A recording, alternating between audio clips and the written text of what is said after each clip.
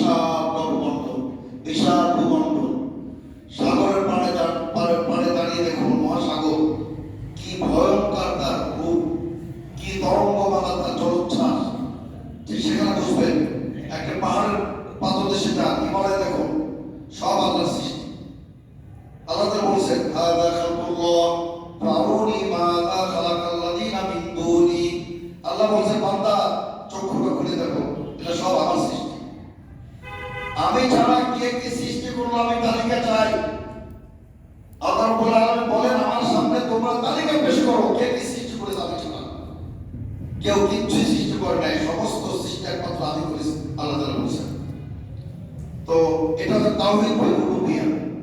এখানে হলো তিনি সৃষ্টিকর্তা, তিনি মৃত্যুদাতা, তিনি জীবনদাতা, তিনি পরিচালক। আমাদের দেশে তো মানুষ মনে করে যা দুনিয়াটা পরিচালনা করে গাউস কুতুব আবদার নাউজুবিল্লাহ, এই যে আকীদাগুলো মানুষের ইমান বিধ্বংসা কিনা।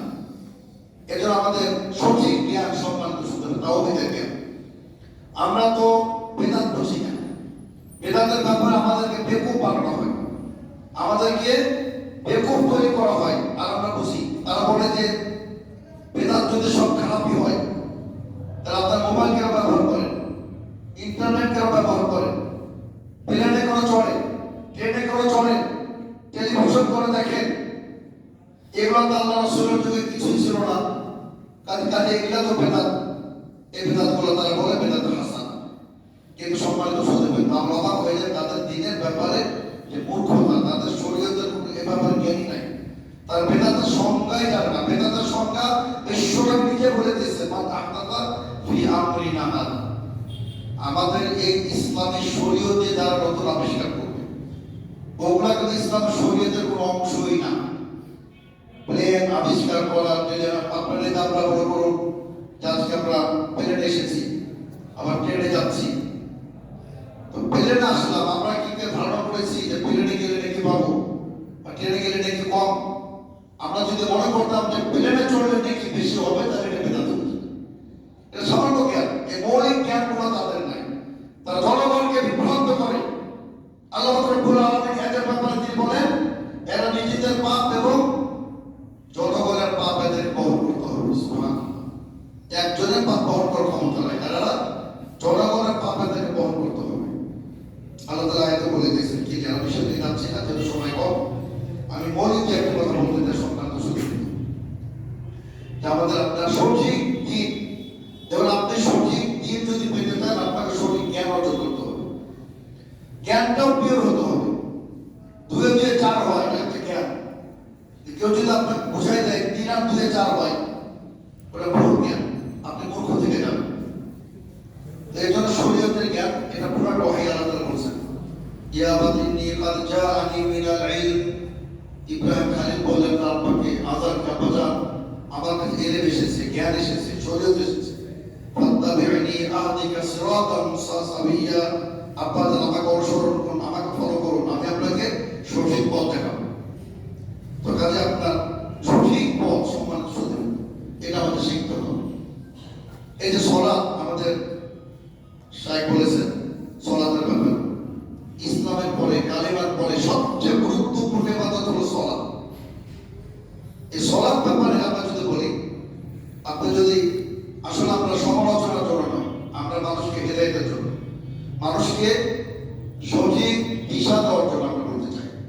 আপনি যদি হানাফি মাযহাব মোতাবেক, হানাফি মাযহাবের জন্য বললাম আমাদের দেশে যেটা প্রচলিত আছে, আপনারা বলতে পারেন বা আপনি শুধু হানাফি মাযহাবের কথা বলেন, শাফি মাযহাবের কথা কেন বলেন না, মালিকি মাযহাবের কথা কেন বলেন না। আর আসলে কিন্তু তুলনামূলকভাবে, দেখুন আমরা নিরপেক্ষ কথা বলি, তুলনামূলকভাবে অন্যান্য মাযহাবগুলি হানাফি মাযহাবের চেয়ে কুরআন সুন্নাহর অনেকটা কাছাকাছি। আপনি হাম্বলি মাযহাব নেন, সে অনেকটা আলাদা ছিল, আলহামদুলিল্লাহ। এই একটা পার্থক্য, তারা হাদিস মানে, বিশেষ সৌদি আরবের ওলামায়ে কেরাম, আবার সৌদি জনগণ, তারা কিছুটা আপনার এমনি একটা নিসবাত মহব্বতের জন্য, কিন্তু কখনোই তারা যারা আমাদের হাম্বলের যদি মাযহাব ভুল পায়, তারা কখনোই সেটার প্রতি অর্থ অনুসরণ করে না। তারা যেটা সহি বিশুদ্ধ সেটাই তারা গ্রহণ করে, তারা কিন্তু মুখালিফ না। বলছিলাম যে তুলনামূলকভাবে হানাফি মাযহাব এটা ত্রুটি বেশি। তার কারণ এটার ভিত্তি হলো রায় এবং কিয়াস। আমরা পড়ে তো শাহ ওয়ালিউল্লাহ বাগদাদী রহমাতুল্লাহ আলাইহি হুজ্জাতুল বালিগা বলে দিয়েছেন যে আহলুল হিজাজ তারা হলো আহলুল হাদিস, আর আহলুল ইরান কুফাবাসী হলো আহলুল রায় ও কিয়াস। তাদের ভিত্তি হলো রায় কিয়াস, প্রমাণ নির্ভর। আর হিজাজিদের মক্কা মদিনাদের ভিত্তি হলো কোরআন ও সুন্নাহ। এই জন্য বলছিলাম আপনি হানাফি মাযহাব ফলো করলে আপনি যদি সালাত আদায় করেন মিনিমাম 3টা আর আশঙ্কা আছে, তারপর সালাত টোটাল বাতিল হয়ে যাবে। যদি হানাফি মাযহাব মোতাবেক আপনি সালাত আদায় করেন 3বার, ঠিক আছে আপনার একবার বাতিল হলো না, দ্বিতীয়বার তো বাতিল হয়ে যেতে পারে। তৃতীয়বার আপনার হানাফি মাযহাব ফলো করলে আপনার মাযহাব নামাজ সালাত বাতিল হয়ে যাবে। অবশ্যই ওইসব ক্ষেত্রে আবার আমাদের ভাইরাও হানাফি ভাইরাও আমল করেন না, কিন্তু তাদের ভূমিকা কিন্তু সেগুলো বিদ্যমান আছে। যেমন আমি আপনাকে একটা বলি, সালাত বাতিলটা কত পরে আসতেছি। এই যে মনে করুন সালাত দাঁড়িয়ে তাদের বেদাত, যাই নামাজ বলুন, সালাতে কাতারে দাঁড়িয়ে প্রথম বেদাত শুরু হয়ে গেল নওয়াইতু মুসাল্লিয়া লিল্লাহ। এই যে নওয়াইতু, ইমাম ইবনে তাইমিয়া বলেন এটা বেদাত। ইমাম ইবনে তাইমিয়া কঠিন কথা বলেছেন, তার এটাকে আমার দলিল নাই। ইমাম ইবনে তাইমিয়া কঠোর, তিনি কঠোর, তার কথা বুঝতে হবে। তিনি বলেছেন নওয়াইতু মুসাল্লিয়া বলা বেদাত। কেউ যদি বলে এটা পড়তেই হবে, এটা পড়া সুন্নাত, তাহলে তিনি হলেন ওয়াজিবুল কাতাল, তাকে কতল করা ওয়াজিব হয়ে যাবে। ইমাম ইবনে তাইমিয়া এত বড় কথা বলেছেন। তার কারণ প্রমাণ না, আপনি কেন বলবেন যে এটা প্রমাণ করতে হবে? আপনি পড়েন, অসুবিধা নেই, বেদাত করেন, এটা ওয়াজিবুল কতল না। কিন্তু আপনি যদি বলেন যে পড়তেই হবে, নওয়াইতু মুসাল্লিয়া না পড়লে নামাজ হবেই না, তাহলে ইমাম ইবনে তাইমিয়া বলেন যে রাষ্ট্র তাকে হত্যা করবে। তো আমি বলছিলাম সম্মানিত শ্রোতাবৃন্দ, নওয়াইতু মুসাল্লিয়া এটা হানাফিদের ফিকাহ নাই, এটা হানাফিদের কোনো ফিকাহ নাই, হেদায়েতে নাই, শারহুল ফিকাহতে নাই, কামসুল দাকায়েকে নাই, দুরুল মুখতারে নাই, রদ্দুল মুখতারে নাই, কোথাও নাই, আর বাহরুল রায়কে নাই।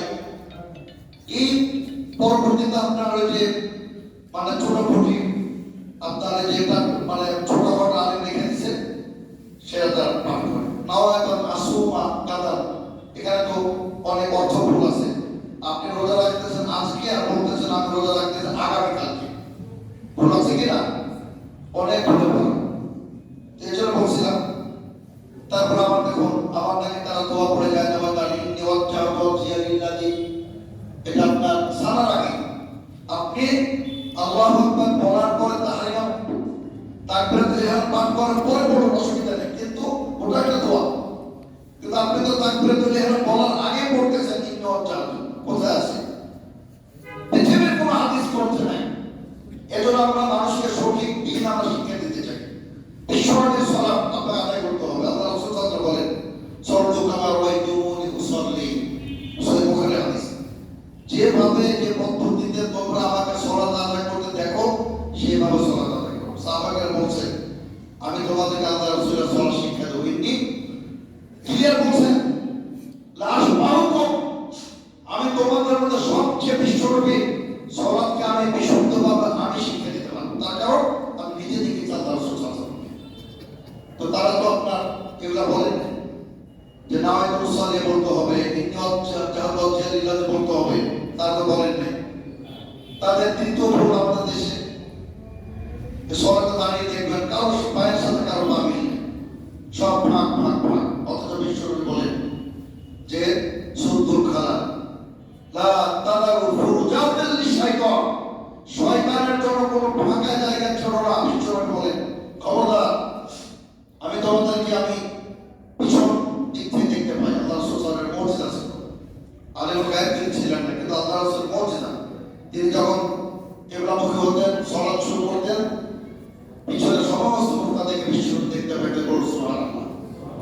এটা হাদিস দ্বারা প্রমাণিত। তো আপনার আল্লাহ রাসূল সাল্লাল্লাহু আলাইহি ওয়াসাল্লাম বলছেন শয়তানের জন্য ফাঁকা জায়গা ছিল না। আপনি কোনো একটা মসজিদও পাবেন না যে পায়ে পা মিলে কাঁধে কাঁধ মিলে তারা দাঁড়িয়েছে।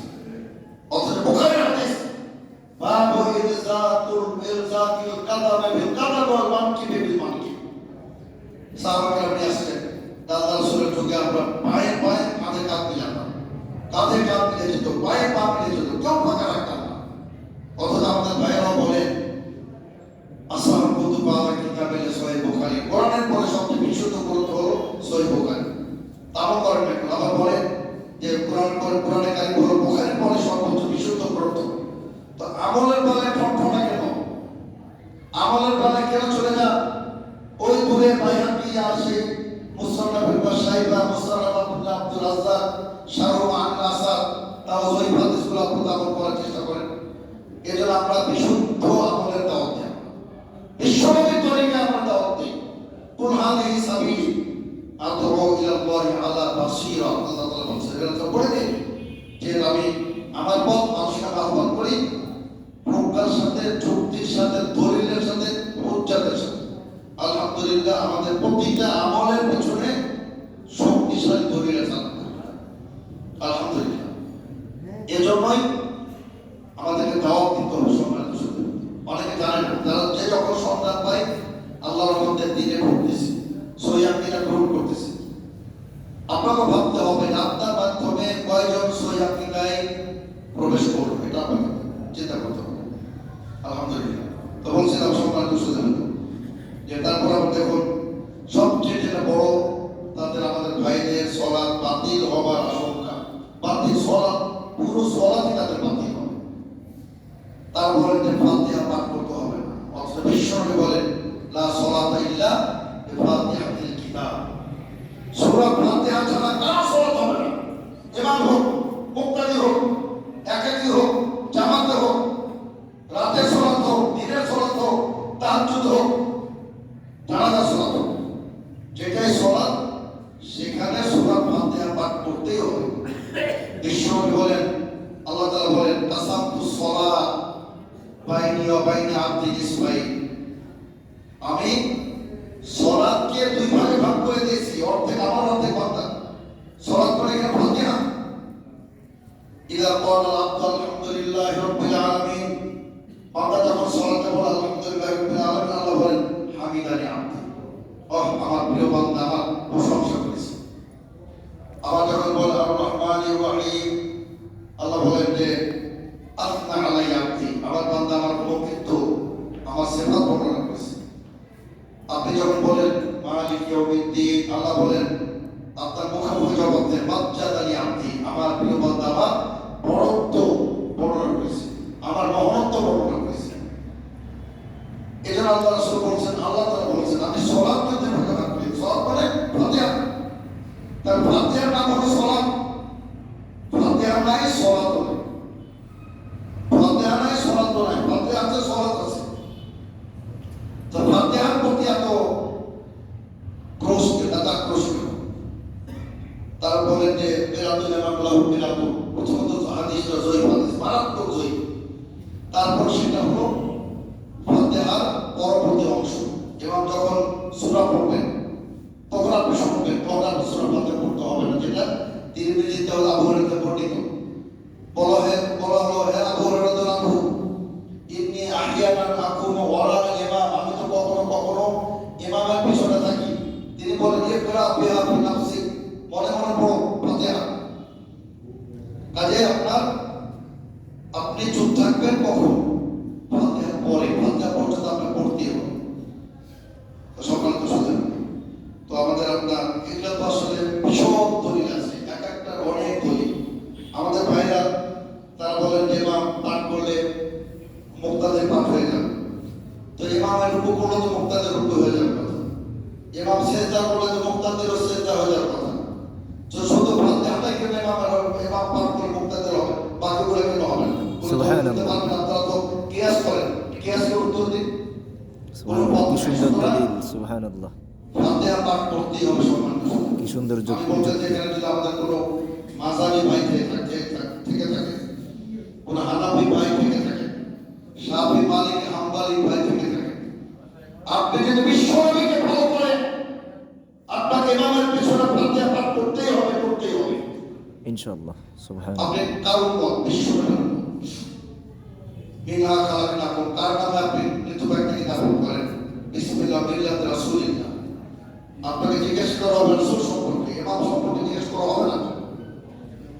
হ্যাঁ, আল্লাহ তাআলা ইমামদের ডাকবেন। ইয়াউমা নাদউ কুল্লা উনাসিন বিইমামিহিম, আল্লাহ বলেন কিয়ামতের দিনে প্রত্যেক মানুষকে তার নেতার সাথে ডাকবেন, তার নেতার সাথে। ইমাম ইবনে কাসির রাহমাতুল্লাহ বলেন যে কোন সালাফ বলেছেন এই আয়াতটি আহলে হাদিসদের জন্য সীমাহীন মর্যাদা, তার কারণ তাদের ইমাম হলেন মুহাম্মদ রাসূলুল্লাহ সাল্লাল্লাহু আলাইহি ওয়াসাল্লাম এবং তাদের হাসর হবে মুহাম্মদ সাল্লাল্লাহু আলাইহি ওয়াসাল্লামের সাথে আলহামদুলিল্লাহ। তো সুতরাং এই বিষয়গুলি সম্মানিত শুনবেন। আমরা চাই সালাত আল্লাহর উত্তম আউয়ালু মা ইউহাসাবু বিল আবদি ওয়াল কিয়ামাহ সালাত, কিয়ামতের দিন সর্বপ্রথম মানুষের হিসাব হবে সালাত সম্পর্কে। আর আরেকটা হাদিস আছে বিদ্যা রক্ত সম্পর্কে। একটা হলো আল্লাহর হক, এখানে হবে সালাতের হিসাব হবে, আর মানুষের হকের ব্যাপারে হবে রক্তের কাউকে খুন করেছেন কিনা। আল্লাহ তাআলা বলবেন যে বান্দা কাউকে তুমি খুন করেছো কিনা, পৃথিবীতে সালাত ঠিকমতো আদায় করেছো কিনা, এই দুটি প্রশ্ন হবে সমানে। তো বলছিলাম সম্মানিত সুধীবৃন্দ যে আমাদের বিশুদ্ধ সালাত আমাদের চাই, বিশুদ্ধ সালাত। আর আরেকটি বিষয় দেখুন, তাদের সালাত বাতিল হবার আরেকটা আশঙ্কা। তারা বলে যে নিয়াত এটি কোনো শর্ত না, এটা কোনো জরুরি না। আপনি দাঁড়িয়ে গেলেন, এটা কোনো নামাজ হলো? ইন্নামাল আমালু বিন্নিয়াত, নিয়াত করতে হবে।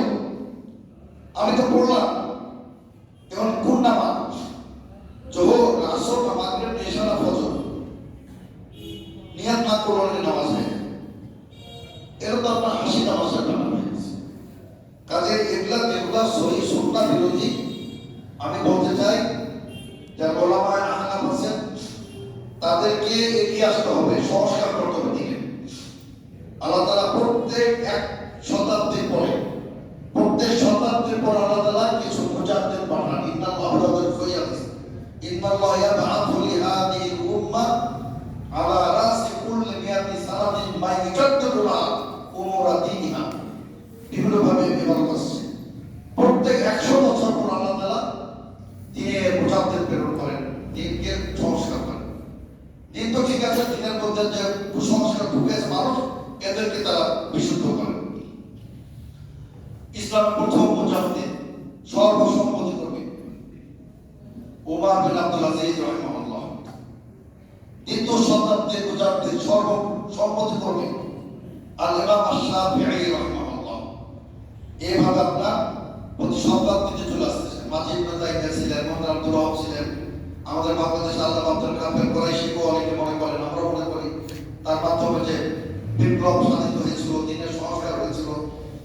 তো আপনার এটা একজনই না, অসংখ্য হতে পারে। যে আহলে হাদিসগণ প্রত্যেক যুগে আল্লাহর রহমতে এলাই সংস্কার, দিনের সংস্কারক তাসদীদুদ্দিন এদের মাধ্যমে আল্লাহ তাআলা করে থাকেন আলহামদুলিল্লাহ। এই জন্য সম্মানিত শুনবেন, আমি ওলামা আহনাফকে বলবো যে আসুন, এগিয়ে আসুন।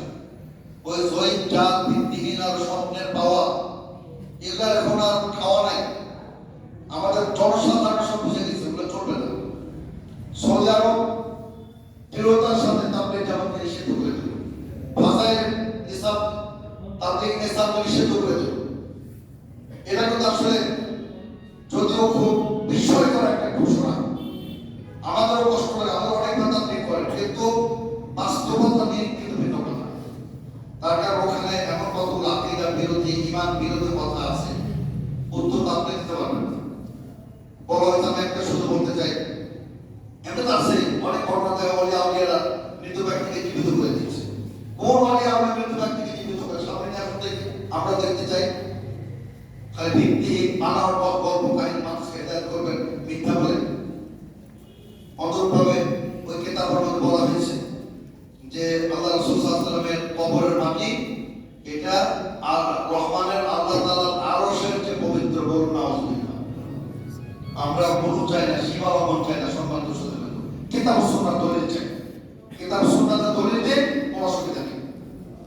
তা আমরা বলতে চাই যে আমাদের আসলে সীমা লঙ্ঘন করা যাবে না। আল্লাহ তাআলা বলেন, আল্লাহ রাসূল সাল্লাল্লাহু আলাইহি ওয়াসাল্লাম বলেন, আল্লাহ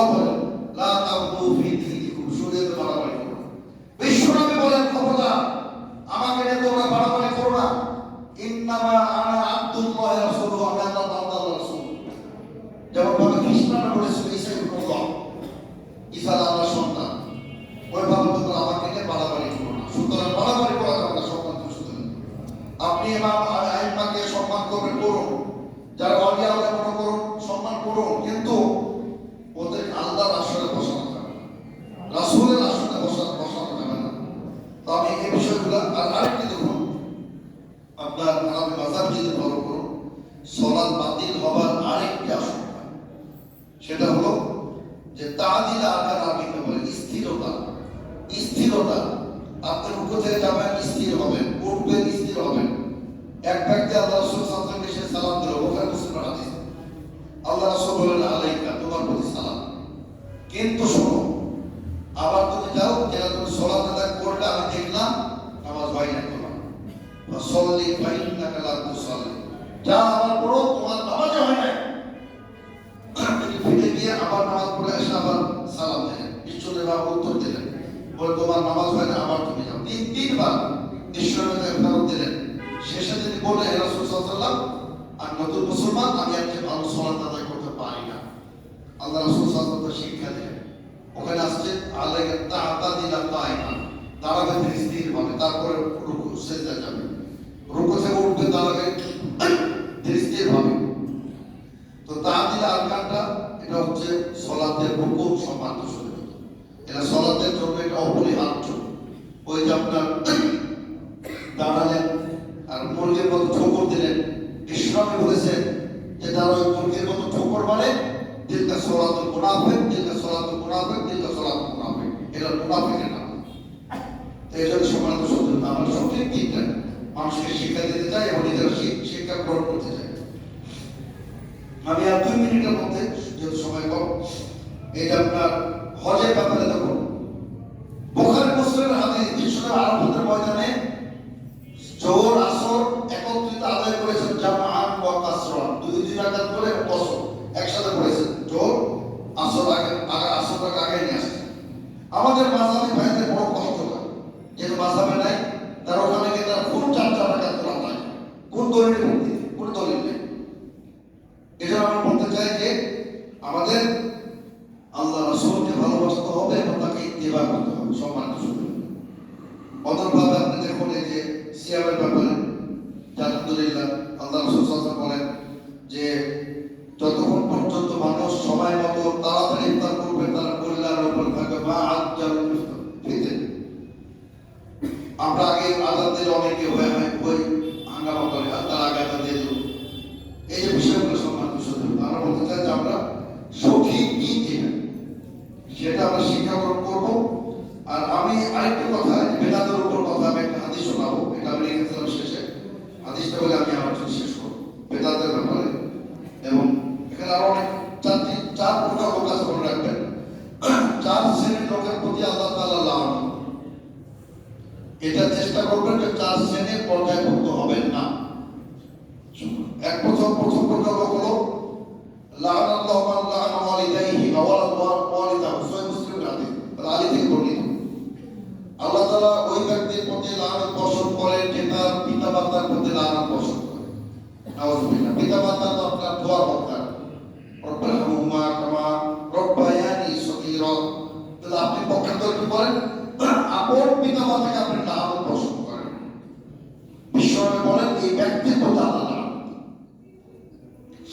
ওলানা মান লাআনা মান যাবাহা লিগাইরিল্লাহ, গায়রুল্লাহ নামে যে ব্যক্তি জবাই করে, গায়রুল্লাহ নামে, কিন্তু আপনার বাজার বলেতে যান, আস্তান বলেতে যান, খানকা বলেতে যান, দেখবেন যে গায়রুল্লাহ নামে সমাজে জবাই করছে, এটা নিষিদ্ধ। আরেক প্রকার লোক হলো যে লাআনাল্লাহু মান আওয়া মুহদিসান, বেদাত থেকে যে ব্যক্তি আশ্রয় প্রশ্রয় দিবে তার প্রতি আল্লাহ লানত। এটার উপর বেদাতিকে সম্মান দিবেন না, বেদাতিকে আশ্রয় প্রশ্রয় দিবেন না, বেদাতিকে আপনার কথা আলোচক হিসাবে দাওয়াত দিবেন। এবার চতুর্থ নাম্বারটা ভয়ঙ্কর, লাআনাল্লাহু মান গায়্যারা মানারাল আরদি, যারা ভূমিদস্যু, যারা জমির সীমানা পরিবর্তন করে, জমির আইন, আমরা আঞ্চলিক ভাষা বলি জমির আইন, সীমানা পরিবর্তন করে, নিজের জমি বাড়িয়ে দেয়, এদের কথা আমরা লাভ। আর আপনি যদি মসজিদের জমি দখল করেন, তাহলে এটা কতটা ভয়ঙ্কর চিন্তা করুন। এই মসজিদের যদি আপনি জমি দখল করেন, কতটা ভয়ঙ্কর। আর আপনার পূর্বপুরুষ যদি এটা তার অক্ষ করে দিয়ে থাকে, আপনি তো তাদের সাথে গাদ্দারি করলেন, তাদের নেকিগুলোকে আপনি বাতিল করলেন। কাজে আমরা আশা করি যে আল্লাহকে ভয় করুন, আপনারা সরে যান, মসজিদের নামে জায়গায় বুঝাই দিন। তবে আমরাও আমাদের সেক্রেটারি জেনারেল যেভাবে চমৎকার কথা বলেছেন, আপনারা ধৈর্যের সাথে আইনগতভাবে মোকাবেলা করবেন। অন্য কোনো ভাবে আমরা পরামর্শ দেব না, আমাদের কোনো ভাবে মতামত থাকবে না। আমরা চাই যে দেশের আইন আছে, সরকার আছে, প্রশাসন আছে, আদালত আছে, পুলিশ প্রশাসন আছে, ন্যায় পরায়ণতা আছে। ইনশাল্লাহ আপনারা সেদিকে লক্ষ্য রাখেন। আপনারা সকলে এক হয়ে একজোট হয়ে ইনশাল্লাহ অগ্রসর হন। ইনশাল্লাহ ওই যে শেখ বলেছেন চোরের ঘর না শুনে ধর্মের কাহিনী। তারা তো চোর, তারা দেখা যায় মসজিদে ঢুকে মসজিদে ফ্যানও চুরি করে, মসজিদ থেকে কোরআন মাজিদও চুরি করে, এবং অনেকে তো বাইতুল্লাহ শরীফে গিয়েও পকেট কাটে। কাজে চোরকে আপনি কি হেদায়েত দিবেন? আল্লাহ হেদায়েত না করলে কেউ হেদায়েত করতে হবে না। সুতরাং এই যে ঐতিহ্যবাহী মসজিদ, যেটা আমাদের শেখ আব্দুল জলিল মাদানী বললেন মাশাআল্লাহ, যে মসজিদ একদম ভরে যায়, আর এটা কেন্দ্রীয় মসজিদ। এক একটা আহলাদিস মসজিদ মানে হলো তাওহীদের বাতিঘর, তাওহীদের আলোকবর্তিকা। এখান থেকে সঠিক দিন, নির্ভেজাল দিন, যেটা আপনি কেরামতের দিন ছিল খালিস, আল্লাহ লিল্লাহি দীনুল খালিস, আল্লাহ বলেন আল্লাহ তাআলা দিন হলো বিশুদ্ধ, স্বচ্ছ। তো এখান থেকে স্বচ্ছ দিন মানুষ পায় আল্লাহর মধ্যে। কাজে মসজিদের হেফাজত সংরক্ষণ এটা আপনার আমার সকল ইমানি দায়িত্ব। সম্মানিত শুধু আমি আলোচনা এখানে শেষ করতে যাচ্ছি। আপনারা সকাল থেকে দিনভর পুরোটা দিন যেভাবে সময় দিয়েছেন, আশা করি আল্লাহ রব্বুল আলামিন আপনাদের উত্তম দান প্রতিদান দিবেন ইনশাআল্লাহ। আমি পরিশেষে একটা কথা বলতে চাই, বাংলাদেশ জমিদার হাদিস আপনাদের এই দিনাজপুরেরই আমাদের আল্লাহ আব্দুল কাদের কুরাইশি রাহিমাহুল্লাহ, আমাদের আল্লাহ ডক্টর আব্দুল বারী রাহিমাহুল্লাহ, এটা তাদের প্রতিষ্ঠান, তাদের এখানে আমানত। এটাকে আপনার শক্তিশালী করা, এটাকে ভালোবাসা, সার্বিকভাবে সহযোগিতা করা আমরা মনে করি আপনার আমার ইমানি দায়িত্ব। আল্লাহ রাব্বুল আলামিন আমাদের সকলকে তৌফিক দান করুন। ওয়া আখিরু দাওয়ানা আলহামদুলিল্লাহি রাব্বিল আলামিন। আসসালামু আলাইকুম ওয়া রাহমাতুল্লাহি ওয়া বারাকাতুহু।